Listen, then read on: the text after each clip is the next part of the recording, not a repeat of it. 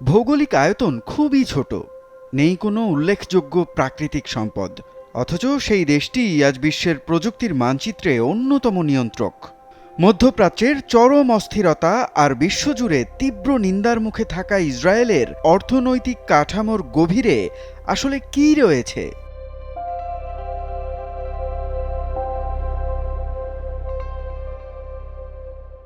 ইসরায়েলের এই বিবর্তনটি মূলত শুরু হয়েছিল সম্পদের তীব্র অভাব থেকে।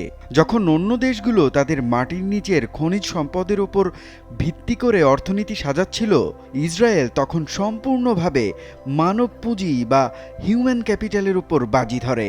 তাঁদের দর্শনে প্রয়োজনীয় উদ্ভাবনের জননী নীতিটি জাতীয় চেতনার অংশ হয়ে দাঁড়ায়।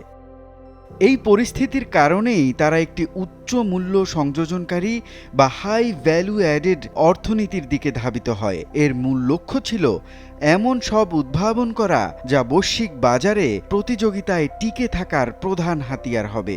এই অর্থনৈতিক কাঠামোর মূল ভিত্তি হল গবেষণা ও উন্নয়ন খাতে তাদের বিশাল বিনিয়োগ। বর্তমানে এ খাতে ইসরায়েলের ব্যয় তাদের জিডিপির প্রায় ৬.৩৫%, যা ওইসিডি দেশগুলোর মধ্যে সর্বোচ্চ।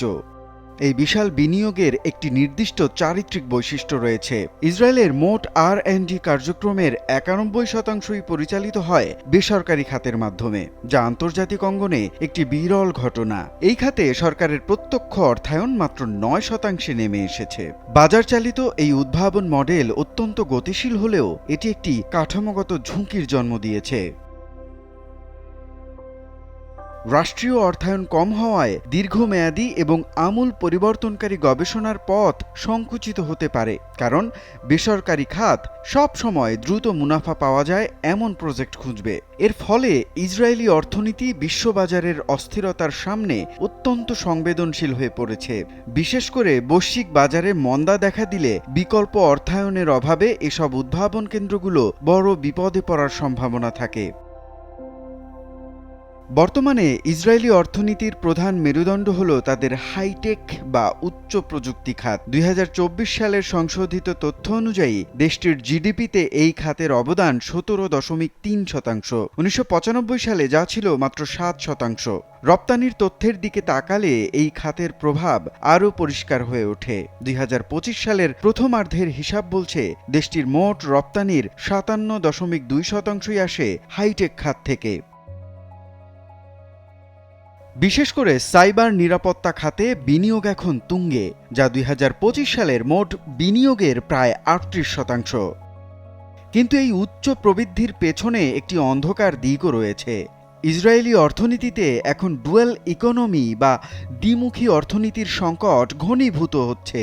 হাইটেক খাতের উৎপাদনশীলতা দেশের সাধারণ অর্থনৈতিক খাতের তুলনায় ২.২ গুণ বেশি। এই বিশাল ব্যবধানের ফলে মেধা কেবল একমুখীভাবে প্রবাহিত হচ্ছে, যা অন্যান্য খাতের ডিজিটালাইজেশনকে বাধাগ্রস্ত করছে।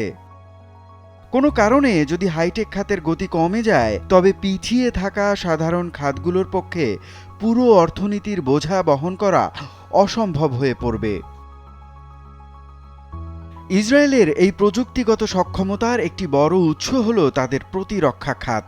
দেশটির প্রতিরক্ষা শিল্প কেবল সামরিক প্রয়োজনেই ব্যবহৃত হয় না, বরং এটি তাদের অর্থনীতির একটি শক্তিশালী রপ্তানি ইঞ্জিন। ২০২৩ সালে দেশটির প্রতিরক্ষা রপ্তানি $১৩.১ বিলিয়ন রেকর্ড স্পর্শ করেছে।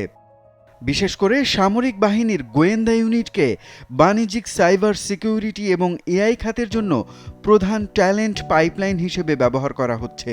এই সামরিক অভিজ্ঞতাই এনভিডিয়া বা গুগলের মতো বিশ্বখ্যাত টেক জায়ান্টদের ইসরায়েলে বড় গবেষণা কেন্দ্র খুলতে প্রলুব্ধ করেছে।